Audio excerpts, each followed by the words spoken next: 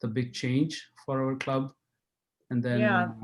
The we'll Google go through the Groups talks and will be walks. taking place of the Yahoo emails, because Yahoo won't be supported after December. So we've set up the Google Groups. I typed in 450 emails, and of course they'd only let you do a certain amount at a time. So everybody is in, but there were a lot of duplicate emails. There were a lot of emails that maybe weren't active anymore. So you can always ask to join. And if you have trouble getting there, just email me directly and I'll get you squared away. So if you didn't get an email from the Google Groups page, maybe email me just so we can figure out how to get you on there. The other thing I was going to talk about was membership, and because it's coming up to fall and it's almost the next year, so we got to talk about that again. 2020, we got up to 117 members. 32 of them were new. We had one new member this month. That would be Sethu. We welcome him. And we've got 9 people who are already paid up for 2021. So I will be emailing renewals. If you can support the club, that's what keeps us paying these speakers. That's all I've got. Vin? Thanks a lot, Barb. I think, I'm sorry. I asked Diane if she wanted to talk about her birdability conference. So I don't know if you want to do that now or at the end. Yeah, why not? I mean, before that, I know that is a lot of work. I just wanted to tell everyone that, what an amazing job you did. It's not an easy thing to move a big group like us, like 500 people, and moving 10 at a time, 10 at a day or something like that. It was 100 really hard work. I can't imagine doing that, but I think thanks a lot for doing that. Now we are officially in Google Groups. Thanks a lot. All right, Diane? Yes, some of you may have watched or may have heard about Birdability Week through National Audubon and the Birdability Affinity Group that they got going after they found out about the Birdability Project. The Birdability Project is designed to make birding available to everyone and is especially centered on folks with mobility challenges and other types of challenges in their lives. So we had a panel discussion this week, which I participated in, and we had somewhere around 120 people in the Zoom portion and another 120 some in the Facebook Live portion. And so we were very pleased that that many people tuned in. Some of them were folks with disabilities who, got to see that there are others that are taking up birding and that it's a possible thing to do.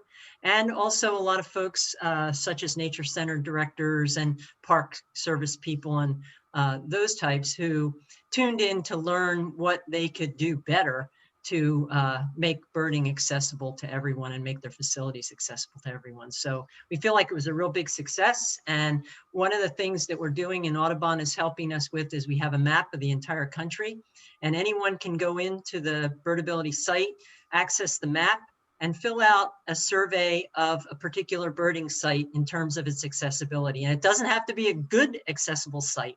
You just say what it is so that someone with a challenge knows what they're going to face. They don't drive an hour to go someplace that they get out and they can't even, there's no parking or there's no trails that are accessible in a wheelchair or something like that. So anybody can do that. And we encourage everyone to get onto that Birdability site and put in any birding places that you go that you may be able to evaluate for their accessibility. There's specific questions there. So that's it. Thanks for a chance to give that little advertisement. You're muted, Vin. Sorry. Yeah, why don't you write a small blurb and send it across to the email group? Okay. So that, it's there and people can see the link, click the link and things like that. Okay, yeah, because it was recorded and anyone can watch it now. It's on Yeah. YouTube and sure, I'll do Right, that. or you can put it in the chat as well. Okay. All right, cool. Other things is, I think, anybody, I know that this is a great year for eruption. Any sightings you guys wanted to share? I know that, pine siskins are peaking up, purple finches are everywhere. I also heard about at least 37, 38 counties are showing up, even in grosbeaks, including barbs. I was pretty jealous about it, but so any interesting sightings you want to share, please go ahead. We'll take about another 5-6 minutes. Yeah, I had a group of 6 evening grosbeaks fly in, and I would have missed it entirely if I hadn't been looking out back right at that minute to see them hit the tree. And they didn't come down to the feeder. I have a hanging platform that I had put a plastic cover on, and I think that, I don't know, they didn't come down to it. And in the afternoon, I took that off because I thought they would probably prefer an open platform. So I haven't been back, but it was certainly fun while it was happening. That's all for me. We have what a probable ruby throat hummingbird that's still hanging around. We've seen it Since for the Sunday, last, every day since Sunday. right. Tonight We it just was saw there. it just a few minutes just before sundown again. So we're keeping an eye on it. I sent it to Augie and he sent the pictures to Tom Johnson just to make sure, but it seems that it's probably a ruby throat. I wanted to mention one other thing. If anyone has pictures of coyotes, Marissa Jacobs from Bucks Audubon is writing an article for, I can't remember the magazine, but anyway, she needs pictures about coyotes, obviously, and she needs pictures of coyotes. So if anyone has a picture of a coyote, well, I guess the simplest thing would be to let me know, and then I'll put you 2 guys together. I don't know if anybody on here right now has any. So that's it. Leroy, I have a really good one of a coyote. I can send it to you.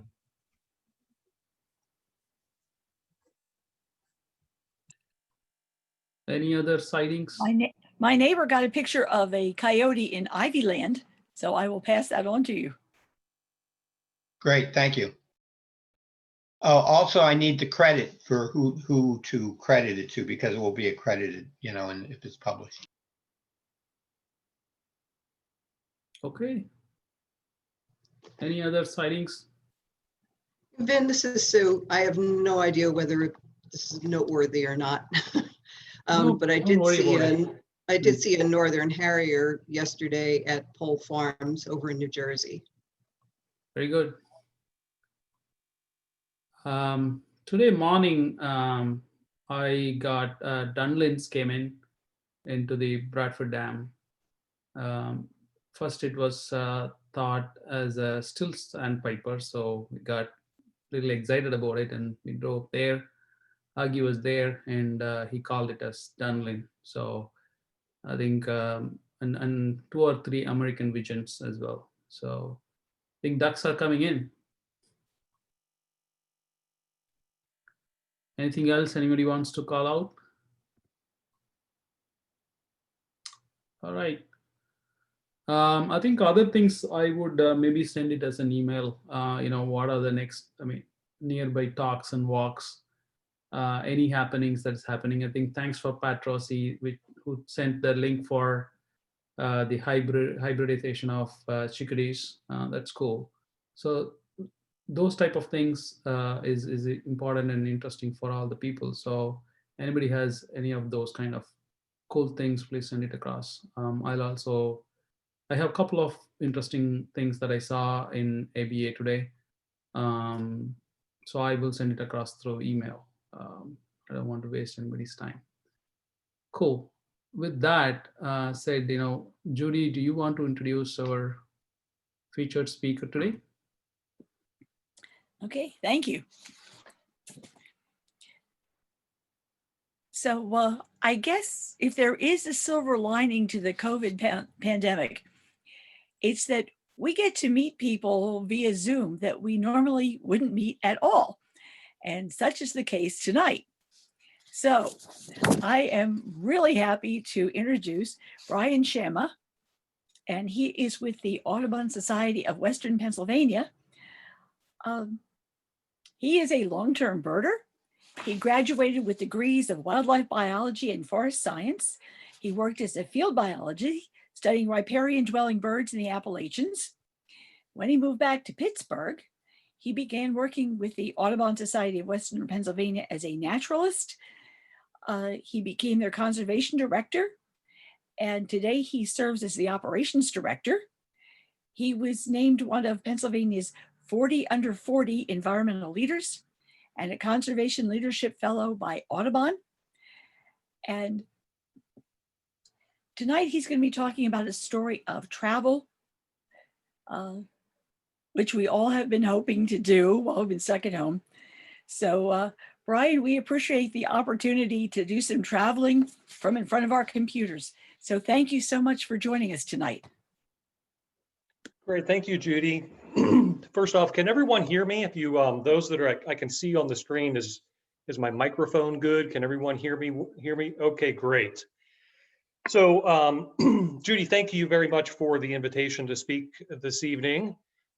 Stacy and Vin, I want to thank you also, Stacy, for hosting this this Zoom, and Vin, I understand that you are the director of the birders there, so I really appreciate you as well, and kind of giving me the opportunity. I agree, there's not very many positives that come out of the COVID scenario, but it is kind of neat to be able to do this presentation for all of you, where I probably would not be out there in Bucks County otherwise. So thank you to all of you for participating this evening. I think what I'm going to do is I am going to actually hide my video, and I'm going to share my screen as I begin to talk here. The presentation that I'm about to show you is far more about birds, and I would much rather you see these images than you see me. So you now should have a full screen of my PowerPoint presentation. So I've been with Audubon, as Judy mentioned, I've been with Audubon for quite some time. I've really enjoyed the overlap of education, conservation, land stewardship, nature-centered administration that I've been involved with. In my role, each day is a bit different than the previous, and over the years, I've really been offered some really rewarding perks of working for this organization. Great example is I've had the pleasure of developing and guiding birding trips in all of the major destinations. Maine for puffins and boreal birds, the Florida Keys and dry tortugas hoping for a Cuban or a West Indian vagrant, Montana and Colorado for foothill and high elevation specialties. I've guided trips all over the West Coast, the upper Midwest, of course, Southeast Arizona and the Rio Grande Valley for all of those birds that don't really understand the US-Mexico border very well. More recently, I've had the pleasure of co-leading trips in Central and South America. And to be honest, at first I was a bit reluctant because there were still a few dozen birds that I hadn't seen in North America. And a long time ago, I kind of made myself a goal to try to accomplish a complete ABA list if I could. But after I was encouraged to visit Costa Rica, and prior to that trip, I began studying the absolutely ridiculous diversity of tanagers, for example, in Central America. I realized I was kind of being silly. So through the years, I've often been asked to do presentations on my travels, on these trips, on birds that I've encountered, or how I go about organizing these experiences. But to be honest, I've always found those presentations to be a little bit dry. Certainly not very exciting to deliver, and I suspect probably not very exciting to listen to. So as I began contemplating this presentation, I began wondering, what I would say. What I would say to make this presentation different than the others that I've given. And as I thought more, I began thinking about what I would say to a group of fellow birders. How I would address an audience that shares my passion and affection for birds. Some that have a deeper understanding of nature and much more experience than me. And I'm sure there are some of you in this audience that been birding for longer than me, and you certainly have a deeper appreciation of nature. How do I prepare a presentation about the diversity of birds for a group like you all? When I was asked to title this program initially, I really didn't know what I would say, let alone how I would title a presentation about travel. I didn't know how I would describe a travel program, especially to those that travel quite a bit themselves. So I decided to do things a bit differently. I guess migrate a bit from the norm, if you will, take a different path from the traditional bird club presentation. I thought I would share with you some of my experiences through photographs, but not in the traditional slide slam sense of a presentation. I thought I would take you through some experiences by creating a story. I hope you will allow me to digress a bit from the traditional. I'd like to share a narrative, a story of diversity, of perseverance, a story of travel on the wings of a bird. It never gets old, the feeling of air ripping through his wingtips, the forces exerted on his body as he banks, twists, and bends. He is testing new feathers. He feels lighter, quicker, more buoyant, quieter too. His long tail feathers stream behind him. They're the newest. Aerodynamic lift and increased maneuverability are provided by a long symmetrical tail. The ability to efficiently chase insects, a signal to the ladies that he is fit and dominant too. The air is shifting and dodging raindrops is becoming a less frequent nuisance. He can sense the change. He can see the change in day length. He can probably feel the restlessness inside of him. It happens at this time of the year. An odd feeling, an urge, an angst, a desperate feeling to get to that other place, Zugenru. The light is getting low, but he still needs to eat to fuel the journey. He twists his tail and banks left, then right, back left. The water is just inches below his belly. He crosses over the water to the pasture. The cows chase up food as they move through the lush landscape. He is not alone, not by far. Many others join in the pursuit of insects escaping being trampled. Most choose the larger morsels, robber flies, dragonflies, horseflies, and the like, each bite adding to their reserves, the fuel they will need to make a successful journey. It is here in the Pantanal, by the way, that he spends some of his time. It is an expansive piece of heaven for a bird like him, the perfect balance of water, land, and opportunity. The world's largest tropical wetland, 60,000 square miles in size, a complex array of inundated wetlands, savannas, tropical Amazonian rainforests. He shares his winter home with over 460 other bird species and over 230 species of mammals. It is a sanctuary, though his time here is coming to an end. First light is now approaching. He succumbs to the restlessness inside. He sets his course northward, along with dozens of others, toward that other place that is summoning them. The place where day length will be longer, where warm, sunshine-filled days will give way to starry nights, where competition for space and for food will be lessened. Though every ounce of his being is urging him to get to this place, he knows the journey is perilous. But he is fit, he is fueled, he is off. So we know about 40% of birds migrate. Worldwide, this is about 4,000 give or take species.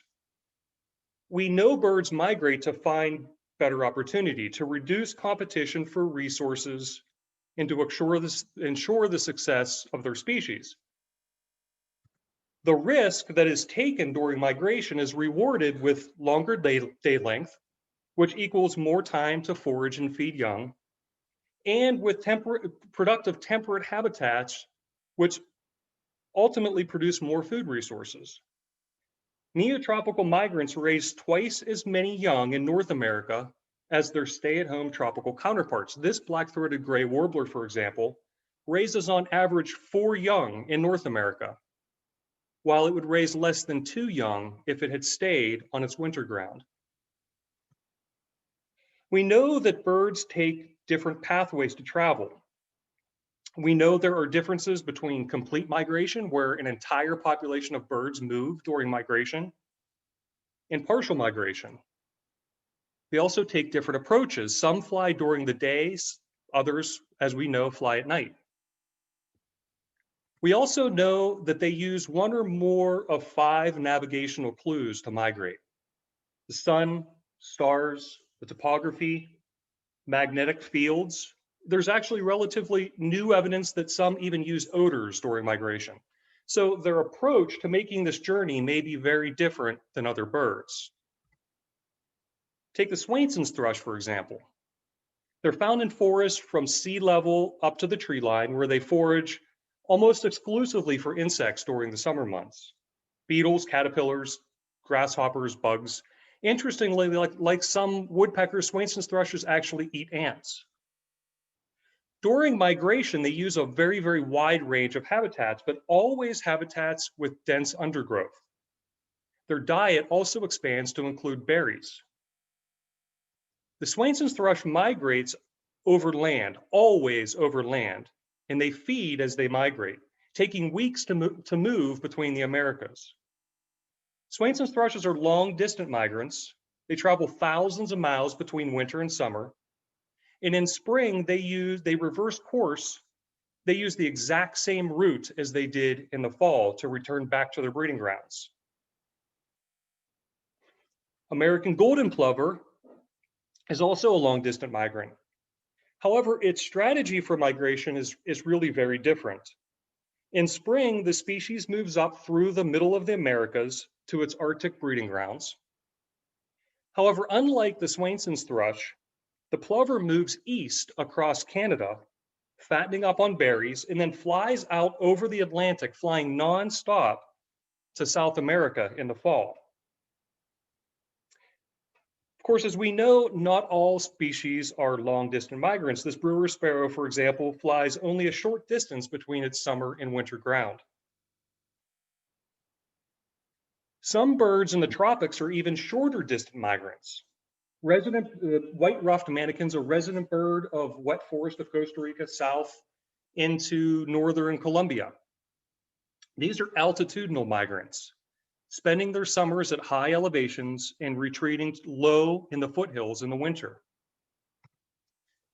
Alexander Scutch, in a paper in 1969, suggested that altitudinal migration in three-wattled bellbird is actually a strategy to avoid adverse weather conditions in the high elevations, which can reduce the bird's ability to forage for fruit. So it's very much a strategy for survival. Although more common, altitudinal migration is not limited to birds in the tropics.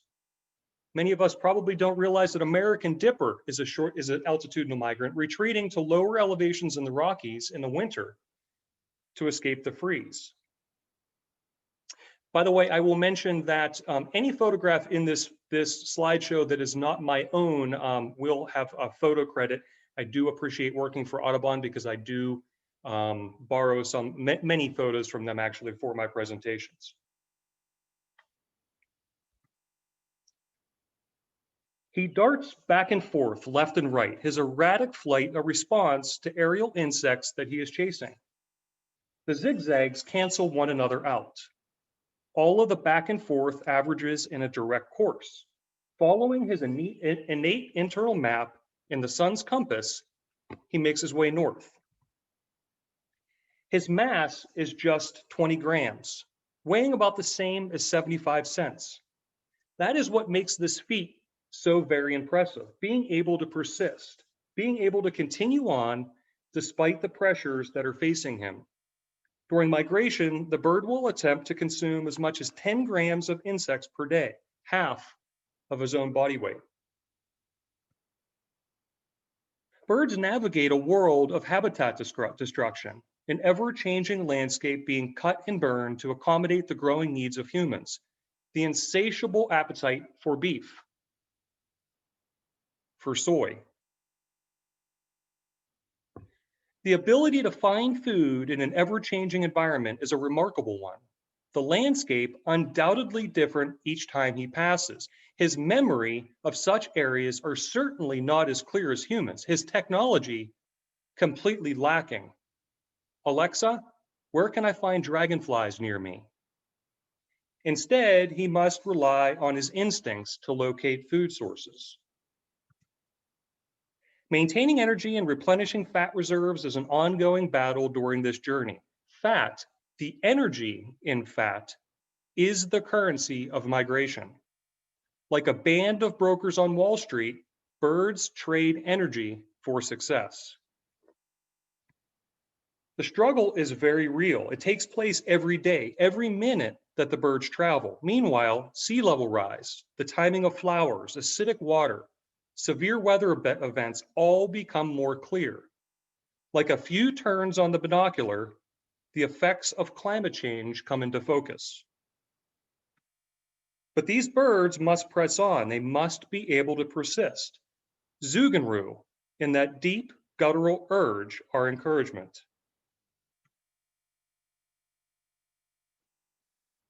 The group will average 60 to 80 miles per day, every day, as long as conditions allow. The birds must be able to make decisions based on weather patterns to be successful. Rain is a difficult element to contend with as a migratory bird.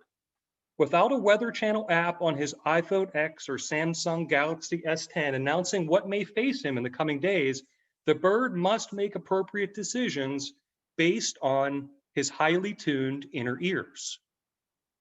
A small organ located in the inner ear, adjacent to the tympanic membrane, called the paratympanic organ, sounds its alarm call. Tiny hair cells within the organ are stimulated when the position or tension on the tympanic membrane changes. The alarm is indicating a change in absolute air pressure.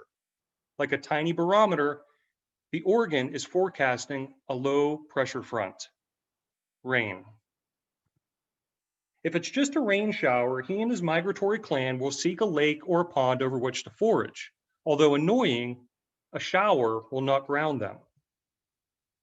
But when a front moves in off of the Pacific, bringing rain and wind, aerial insects become scarce.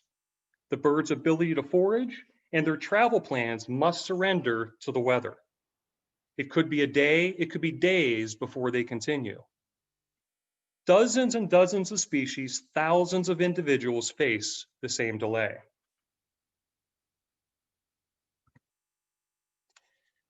So we all keep birds or lists of birds that we see, right? Lists that include check boxes of those species that we've encountered while we were birding. Earlier this year, I was fortunate enough to host a painted bunting at my hummingbird feed, or at my bird feeders. The bird, to my surprise, appeared on January 20th and remained for 3 months. During that time, I hosted over 600 birders at my home from all over the Northeast. Some were there for a county bird, others for a state bird. For some, this was a surprise opportunity to snag a life bird without traveling south. For many of us, those boxes on those checklists don't become checked unless we're able to fully digest the image of the bird before us. Does it have a decurved bill? What color are the legs? What is that crown pattern? Is it wearing a necklace? What color is its gorget? Does it appear to have a blank look on its face? We take notes and build mental logarithms about what is before us, and then we make a decision as to whether we can confidently place our pencil in the small square next to the bird's name. Did you ever wonder if birds make a mental note of what birds they see throughout their lifetimes? Really think about that. Can you imagine how many species of birds a long-distance migrant might encounter in its lifetime? The diversity of birds is nowhere more apparent than in Ecuador. And that diversity is expressed in almost 1,700 species of birds in that tiny country, over 120 species of hummingbirds alone. Hummingbirds with tails require more energy. Those tails are cumbersome and make flying more difficult. But interestingly, a study at UC Berkeley, where the researchers glued long tails to Anna's hummingbirds, they actually flew the birds in a wind tunnel that contained a feeder. They were able to determine that it took 11% more energy for that Anna's hummingbird with a fake tail to fly, and it reduced its speed by 4%. But those same tails are judged by females, and individuals with the best tails are given the opportunity to pass their genes along. Likewise, the most fit individuals will be brighter, more colorful. They will appear more dominant than the rest. As we know, in hummingbirds, this is created through the refraction of light through the feathers' barbules. As the light is refracted, it becomes visible in a glowing, shimmering, iridescent display. Giant hummingbird doesn't have a long tail or a shimmering display. But take a look at the size of that bird in relation to that hummingbird feeder.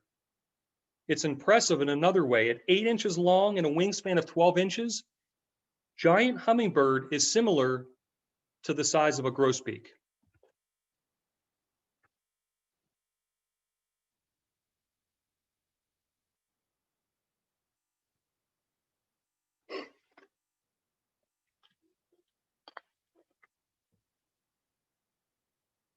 Nowhere is diversity more apparent, especially in the tropics, than in the Thropidae family.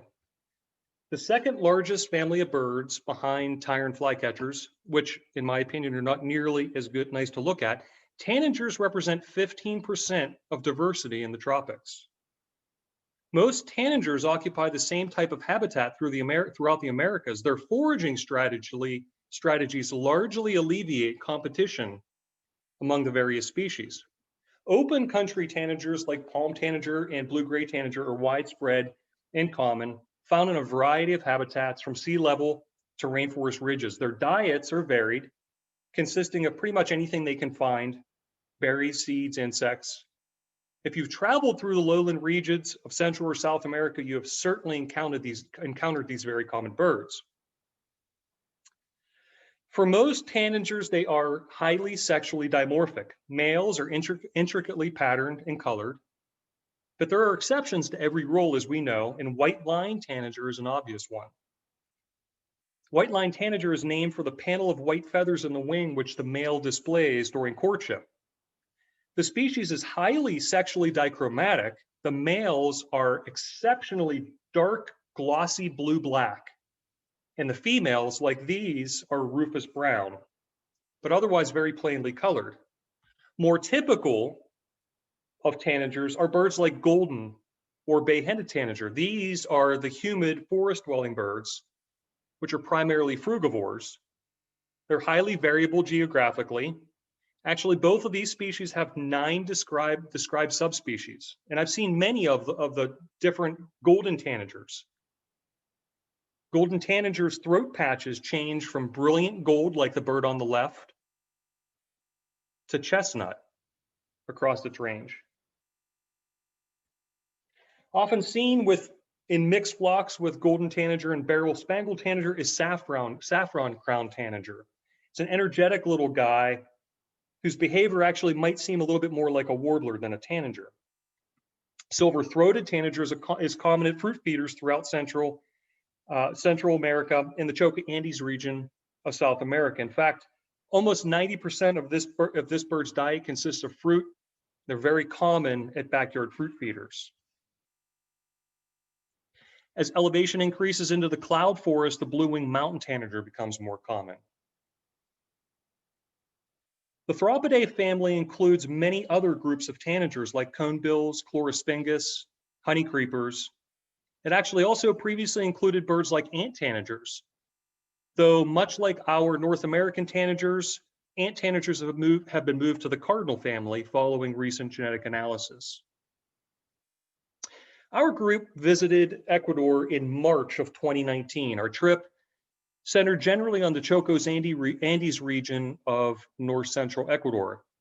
Starting on the west side of the Andes, we birded Alambi Cloud Forest and the Tandiapa Valley. Those areas are typical of many of the hummingbirds and tanagers that I've just discussed, as well as birds like long-wattled umbrella bird and Andean cock of the rock. From here, we moved southeast to the Sangolquí Valley. Absolutely one of the most memorable experiences for myself and each of my participants in the entire Ecuador trip was the Antpitta farm. So this is Shakira. Shakira was named, she's a tiny little bird, by the way, about 5 inches tall. She was named because when she does come out in the open, she wiggles her little butt like Shakira and dances. Angel Paws is a local farmer who has gained the trust of local antpittas. Antpittas, for those that are unaware, are some of the most shy forest bird species that exist anywhere in the world. Very little is known about this genus. These birds are exceptionally shy and generally run and hide at the first sight of any movement. Using a combination of whistles and the names that he has given them, Angel manages to somehow lure these antpittas from the cover out into the open. He rewards them with a line of earthworms that he's harvested from his farm. Antisana Ecological Preserve lies between the Andes and the Amazon. It's home to things like Andean Condor. The other side of the preserve was the highest elevation we visited, just over 14,000 feet in elevation. We learned during this drive that our young driver had never driven on snow. We also learned that our young driver had never even touched snow because he was picking it up, making snowballs as soon as he got out of the bus. For those of us that were from Pennsylvania, we were obviously not very comfortable with this whole scenario because, as you can see, that's a really steep mountain. And did I mention we were at 14,000 feet in elevation?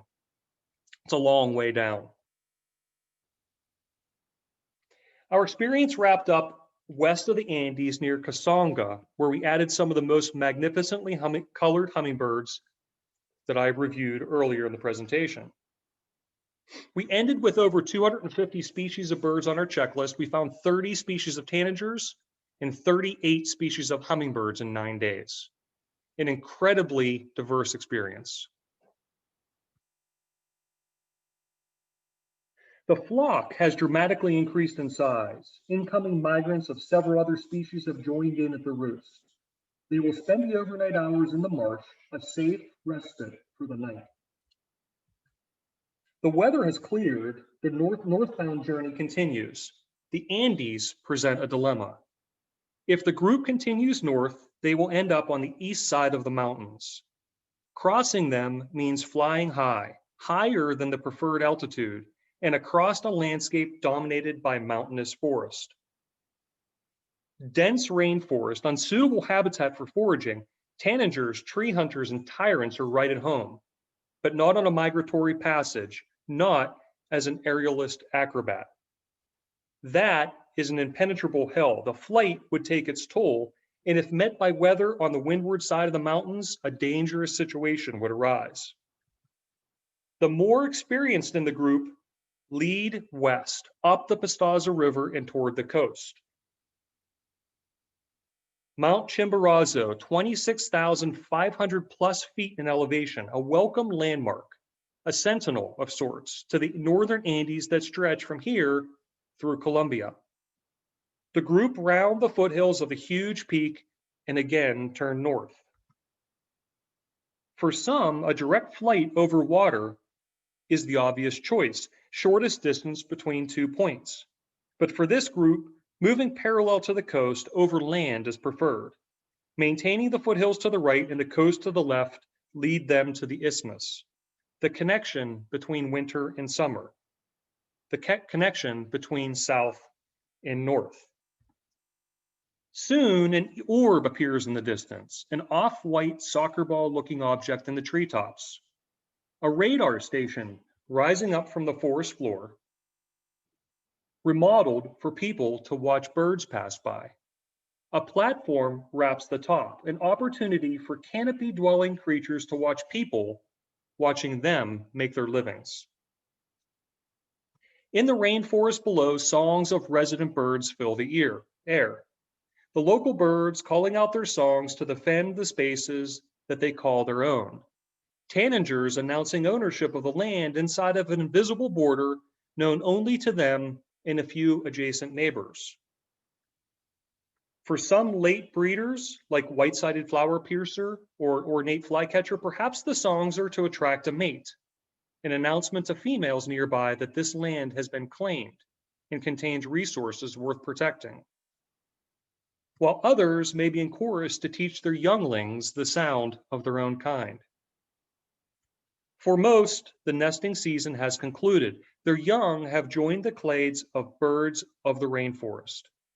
In the tropics, in some environments near the equator, where differences in day length between seasons can be measured in minutes, birds time their nesting season according to rainfall. Seasonal precipitation brings about times of plenty when new vegetation and a flush of insects appear. The dawn of new growth for the cecropia tree. The young leaves for Azteca ants signal a food source. The tree produces a glycogen-rich structure under the new leaves which feed the ant colony. But other new growth is not just a signal for ants. Attaining maturity rapidly, the female tree produces upwards of 1 million seeds every time it fruits. Like a large umbrella for bird watchers, a monument of the tropics, like a magnet for birds, the lifeblood of the rainforest.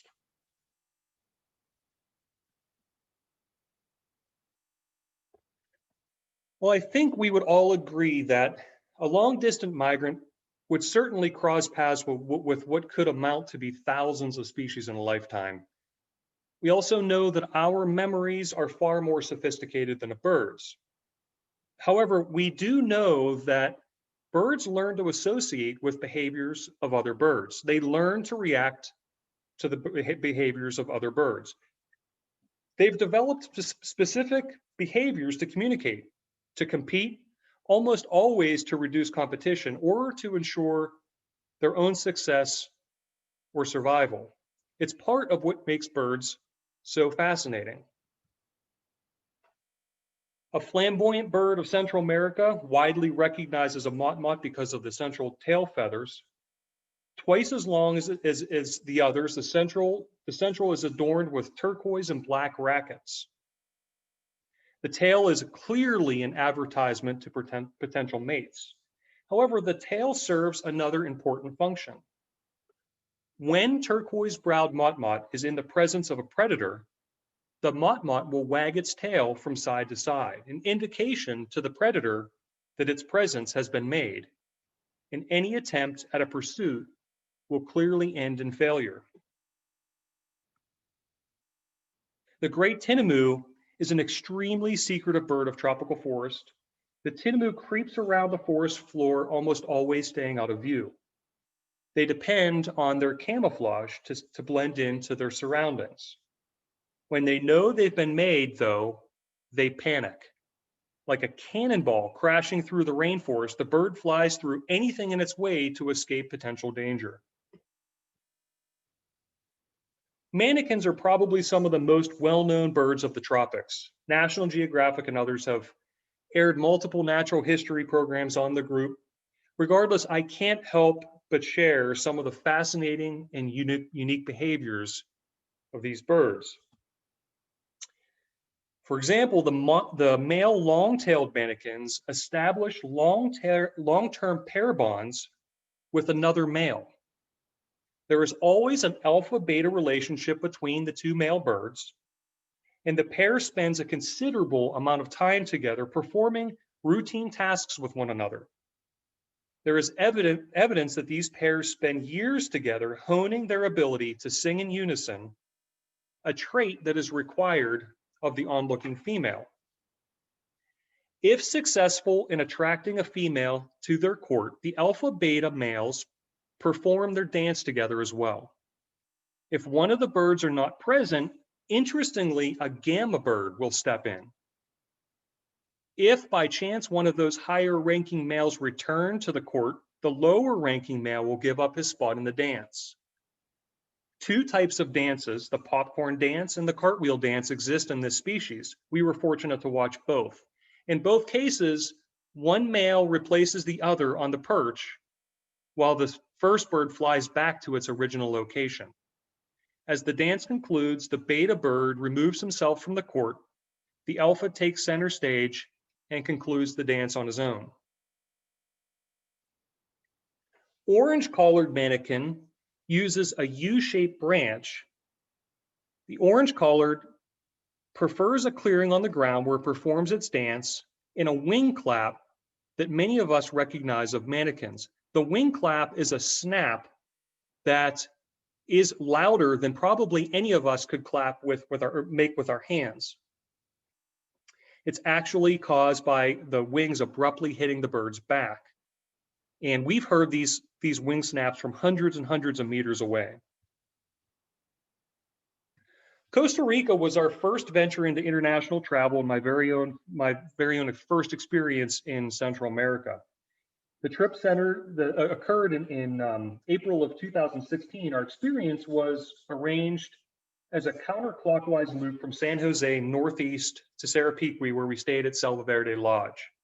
The covered walkways between facilities, between each of the private bedrooms, were absolutely stunning, but as you can imagine, provided amazing birding opportunities. It was difficult to go from our bedrooms to the breakfast table in the morning without stopping 20 times for various birds.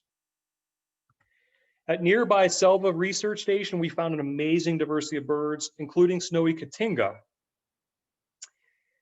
We did find as well Honduras tent-making bats, really cool and interesting species that chews at the midrib of a leaf and causes the leaf to bend down around itself, creating a tent. We then traveled west through Arenal and Monteverde, then south along the coast to Carrera before returning back to San Jose to return home.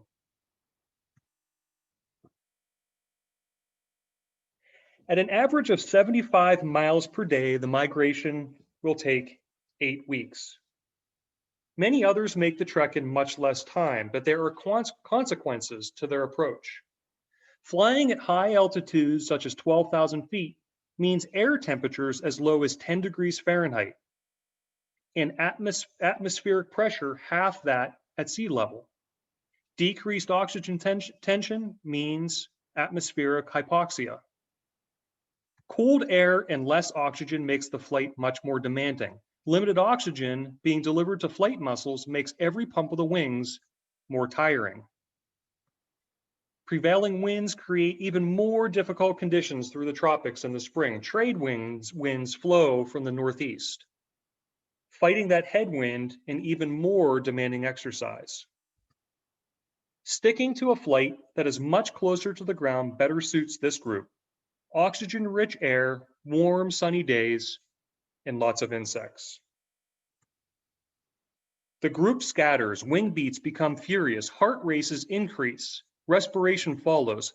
Fight or flight response, though in this situation, flight is the only option. Bank sharply right, then left, staying close to passing vegetation. The canals are lined with dark riparian forest. Trees adorned with Spanish moss and bromeliads stream by in blurs. Resident birds sound their warning calls and dive down from their perches to hide in the dense undergrowth. Through the trees, the pursuit continues. The follower is fast and agile, built for these types of feats. Sleek, swept back wings, the bird closes in quickly. Talons outstretched, a perfectly timed turn. That was close.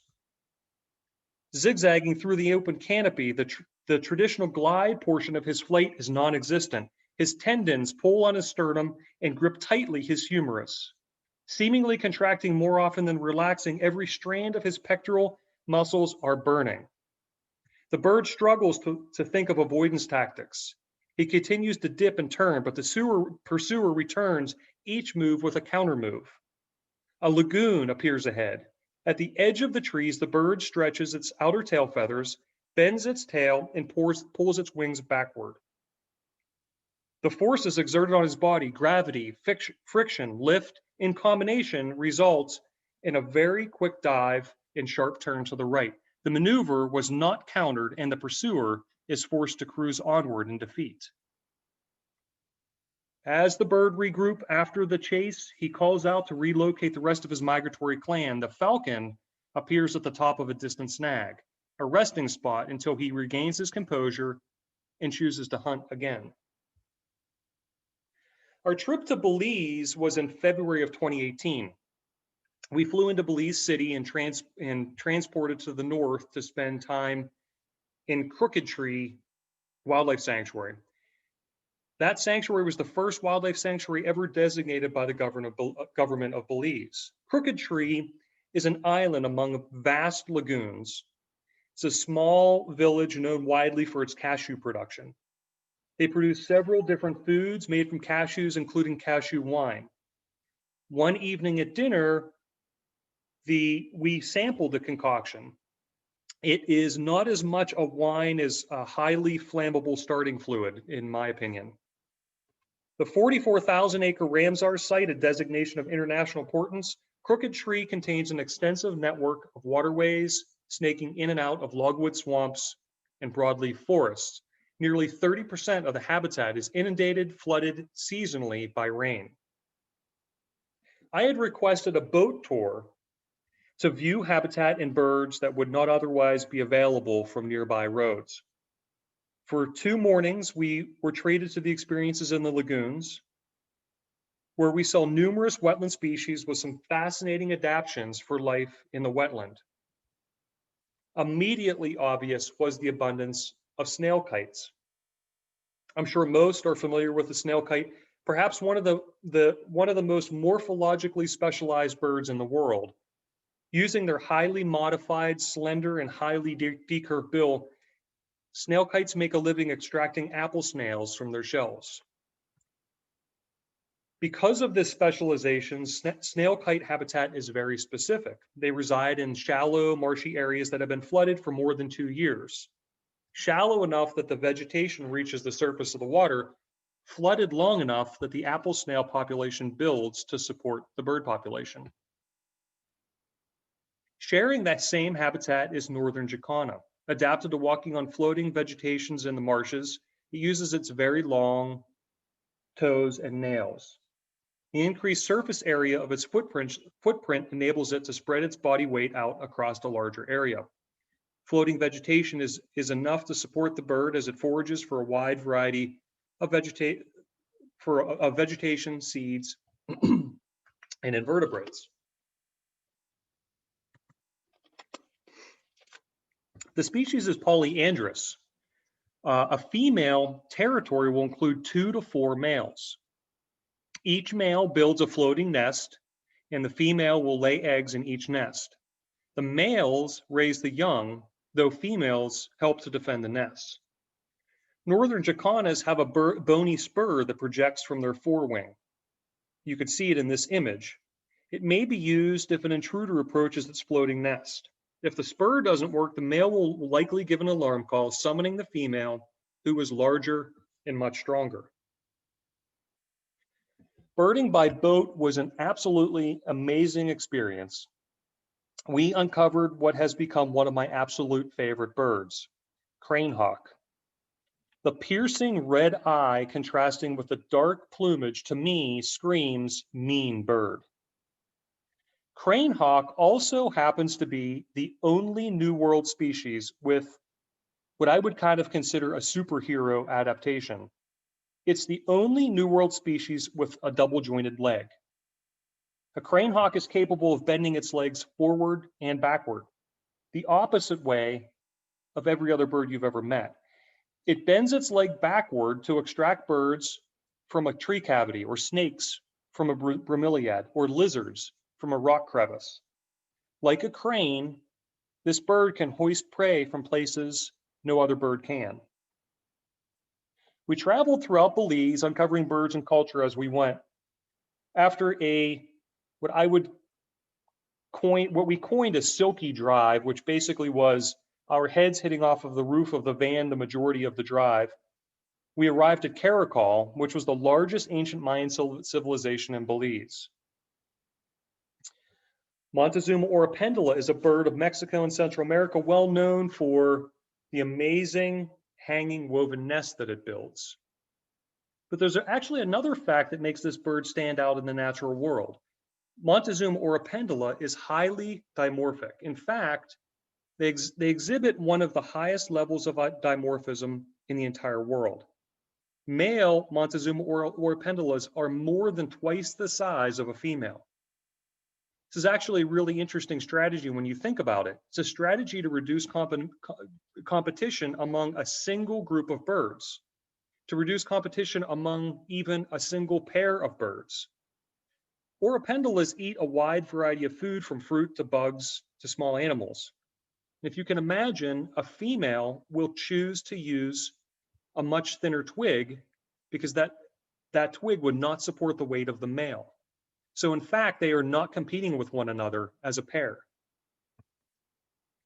We also explored areas further south in Belize, including the Coxcomb Basin, home of the jaguar. An interesting story, we were walking a trail just down the road from this plane crash, fairly sandy trail. We moved out, found a few birds that were our targets. As we came back, there were jaguar prints over top of our own footprints in the sand.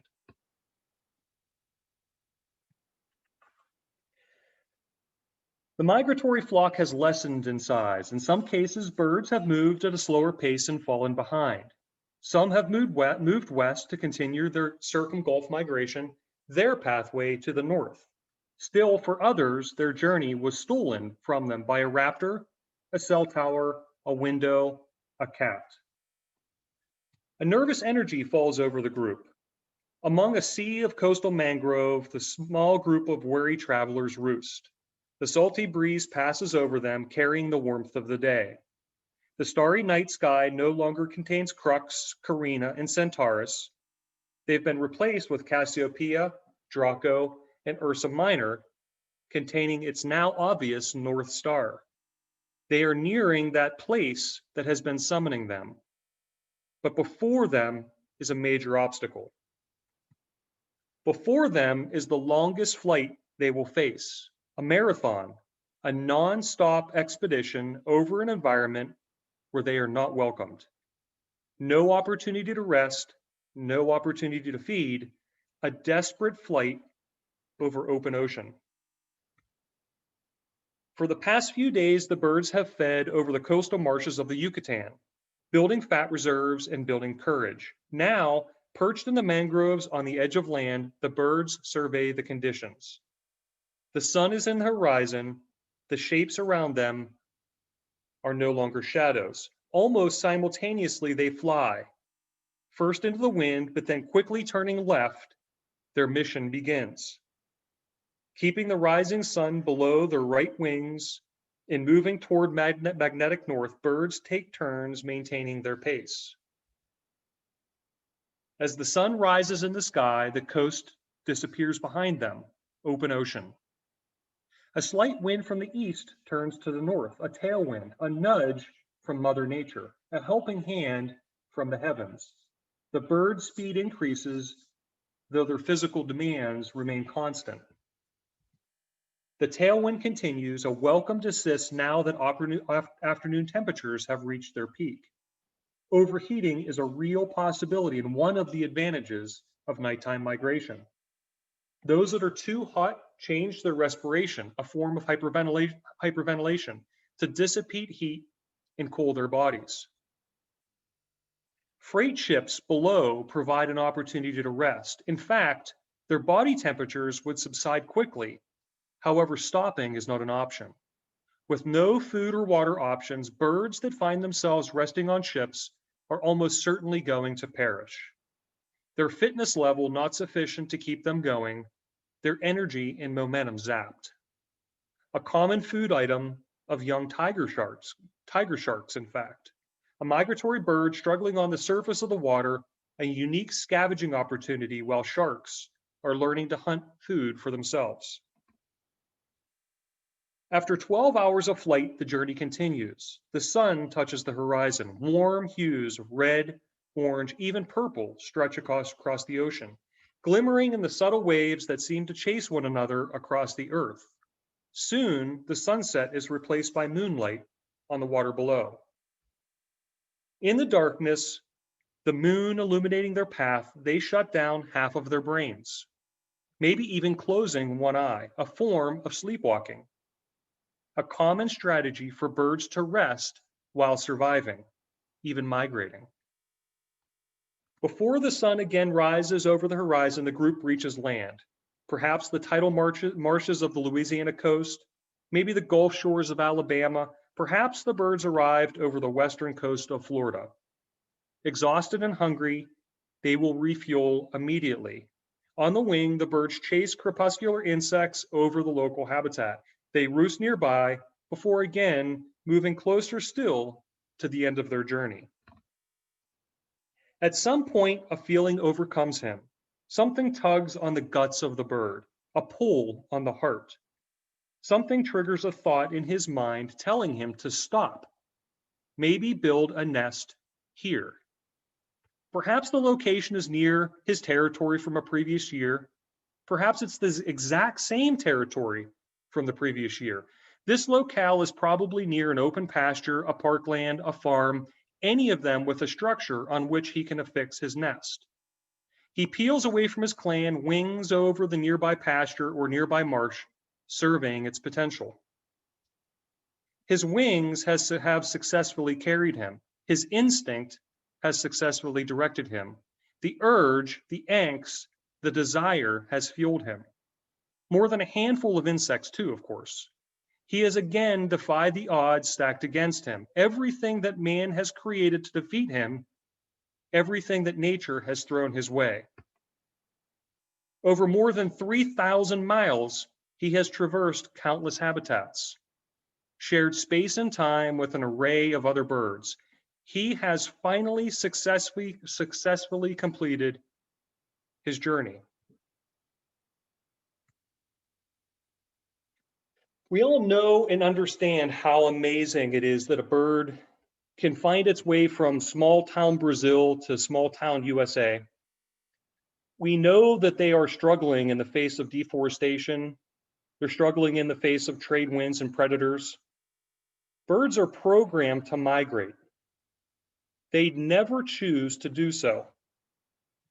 A change in the day length triggers that sense of restlessness. That restlessness tells the bird to go. They migrate for better opportunity, to find resources. They migrate to pass on their genetic code, to ensure the success of their kind. Birds do not choose to put down roots on Creamery Road or on Easton Road or on Old Bethlehem Pike. They are connected to each of the countries, Ecuador, Costa Rica, Belize, to the mountain chains, the Andes, the Sierra Madres, the Rockies. They are connected to each of the landscapes, the rainforest, logwood swamps, to the rivers, to the streams, the Amazon, the Pastaza, the Mississippi. They are connected to the mangrove thickets, the local woodlots, and the backyard bird feeders.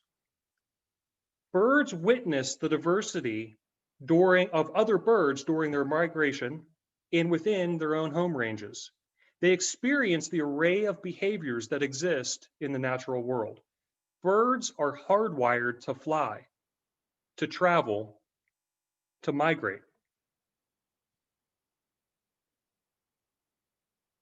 I hope through this story, we all recognize that as birders or naturalists, that we too should migrate. We should travel to appreciate the diversity of what this world has to offer. We should fly to new locations to discover and understand the behaviors that can be uncovered if you look for them. We should gather as people who share an interest in the enjoyment of watching and learning about wild birds, whether in exotic locales or in our own backyards, as the Bucks County Birders mission states.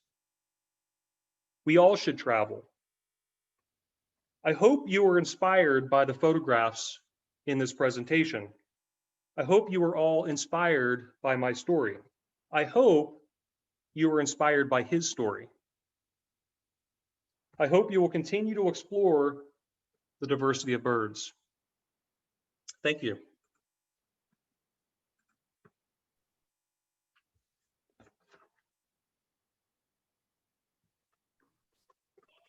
Thanks a lot, Brian.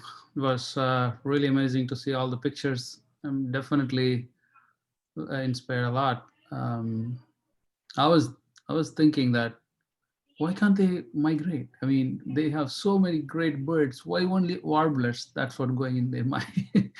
all kind of pitters and tanagers and all of that. Why can't they just migrate? We have COVID and all of the things, you know. What's going through their mind. All the more reason to travel there. Yeah. let me mute and let others talk, ask questions.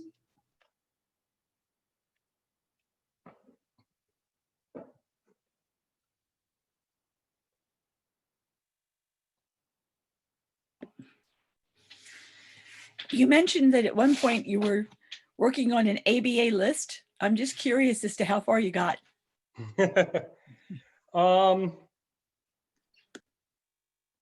I think, to be honest with you, I put that list down quite some time ago. I was somewhere around 720, but I honestly can't remember exactly where I am now. I am not much of a lister anymore. At that time, I certainly was, and as I mentioned, I was definitely trying to compile as complete an ABA list as I could. But as there's a few on the call here that have traveled with me, they know that it's far more important for me to show people birds than to list my own birds. And so finding life birds these days in North America is becoming pretty difficult, but to be honest, I'm not exactly sure what my number is anymore.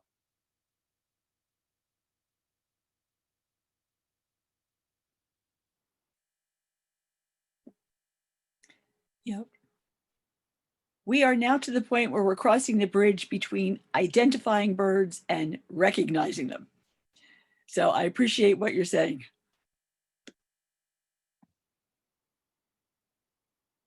For sure. I mean, this is obviously, we all take kind of our own trajectory in this hobby or this pastime. And I was fortunate, believe it or not, when I was at college, I thought that I was going to become an architect. And very early in my studies, I had a roommate that identified a Cooper's hawk while we were ice fishing near Clearfield. And I said to him, what is a Cooper's hawk? And he said, oh, just, so it's one of the long-tailed hawks, I think is what he said. And I said, I thought that they were red-tailed hawks. And he said, well, that's one species. And that single moment in time is really kind of what encouraged me to start thinking a little bit more about what was around me. I pretty quickly, I think even at that time, I had already changed my major to wildlife biology. I then started to focus in ornithology. And, I remember those days of struggling to remember the 400 species of birds or whatever that we were tasked to learn that semester by sight and song. But it wasn't until, and so obviously I learned them and I did well in that course, but it wasn't until many years later that rather than just identifying birds, I began observing birds. And began understanding birds. And that really, to me, I think is the important part of birding. As I mentioned, we all put check marks in little boxes next to the birds' names. But I think what I really enjoy most about travel and about birding is really getting to watch them and understand what they're doing. The painted bunting at my feeder this past winter, some of you are nodding because I remember you being at my house. I'm not sure if any of you traveled from the eastern part of the state to come see the bird, but at any given moment, I could tell you where that bird was in the neighborhood because I watched it so frequently that I knew its daily behaviors, and I knew I knew where it roosted. I knew where it slept every night. I knew the time of day when it would come for the last few seeds out of my feeder. Those are I think the things that make birding exciting, and where each of us sort of have a little bit different experience than the next, even though we're looking at the same birds. Many of us are experiencing things differently, and it all comes through that observation.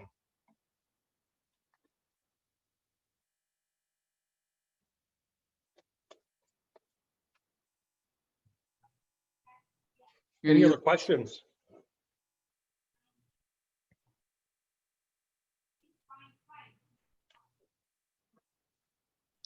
Is there a tour or something that you run, Brian? I'm sorry? Is there a tour or something that you offer at a regular basis or something when you go? So these trips are done basically as I find that I have time to offer them. And unfortunately, obviously this year I did have an April trip that was scheduled to Florida and the Dry Tortugas, which was canceled due to COVID. And I hope that I can offer something next year. But basically what I try to do is offer 2 to 3 trips per year. And we've got a lot happening here in the organization, which much of which I help to oversee. So the timing and the availability of birding trips is really dependent on what else is happening in the organization. But I do try to do 2 to 3 a year. Normally 2 of them are domestic, and when we're able to, we offer 1 international trip a year. The domestic trips are typically spring and fall trips, and then the international trips tend to be late winter trips. I do have, if anyone is interested, Vin, thank you for the prompt.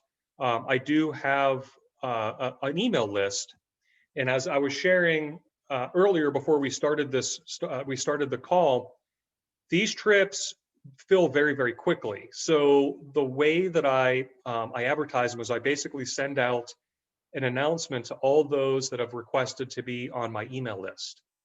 And in that email is a complete announcement of the trip, a general itinerary. At that point, when I'm announcing it, I've already worked out most of the major logistics. So I know the airline, I know the flights, I know the hotels. Those that have traveled with me know that I love to eat. I love to eat really good food. So I work exceptionally hard on trying to find the best local restaurants.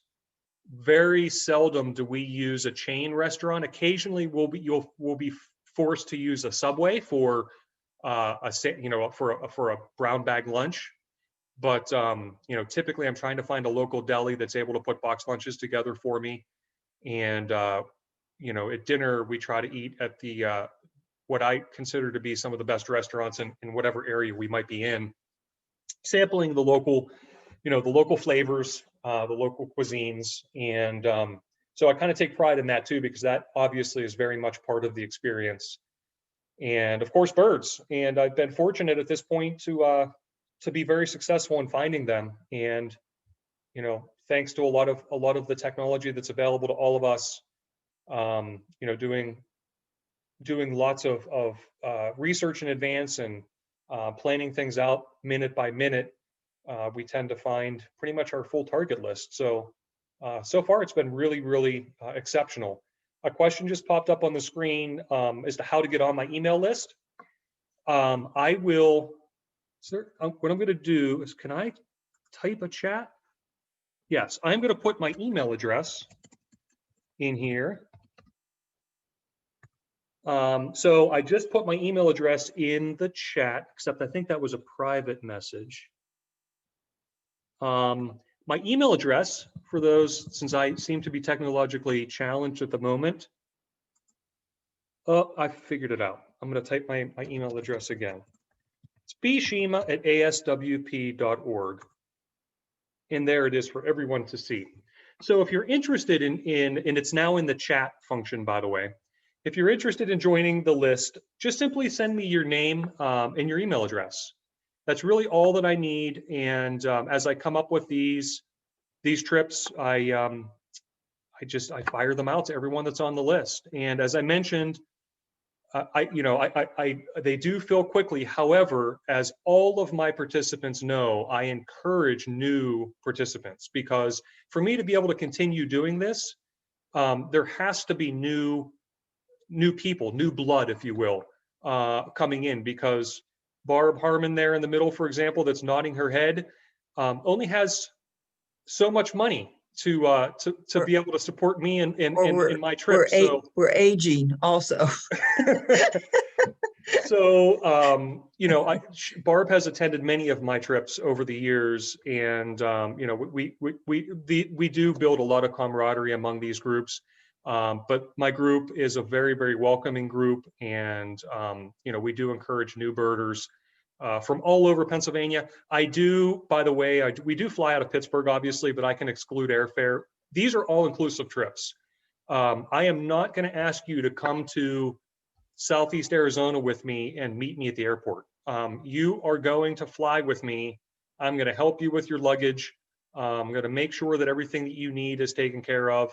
As long as you can get yourself to an airport and on an airplane, everything from that point until when I bring you back home again is taken care of. So, for those that are in Philly, you'd be welcome to fly out of Philly and then meet us at a hub or meet us at our destination. I basically just help you coordinate airfare so that you're arriving at the same time as us. They're great trips. They truly are. And this is the second time I've seen this presentation. It's changed, but it's really great because I missed all of your out of your international trips. I just wasn't able to attend, so it's great to be able to see what you saw. So thanks. Thank you, Barb. All right. Thanks a lot, everyone. I think we had about 45 participants today. It's a great number as so far. Thanks for all the participants. And once again, thanks, Brian, for sharing your story. It's truly inspirational. And thanks a lot for Stacy for sending this Zoom meeting every month. Thanks a lot for her support, and we want to continue to work with her. All right, then that's in tonight's presentation. So we'll send this recording tomorrow morning, and see you next month. Bye. Thank you Thanks for inviting us. Thank you. Night. Night. Brian, before you leave, I'm the one that gets you paid. So Thank you, Brian. Thank you all. I just need to find out how to do that. Do you just want to shoot me an email and I can get you the information? Yeah, I didn't know if you, because I can do Venmo or PayPal from my account, or I can mail you a check. So I'll just send you an email at this number, this account. Okay. And we'll figure it out. Very good. Thanks very Thank you, much. Barb. That was great. Great Thank talk. you. All right. Thank you. Bye, It guys. was great, Brian. Thank you so Thanks, much. Stacy. Thank you, Vin. Bye.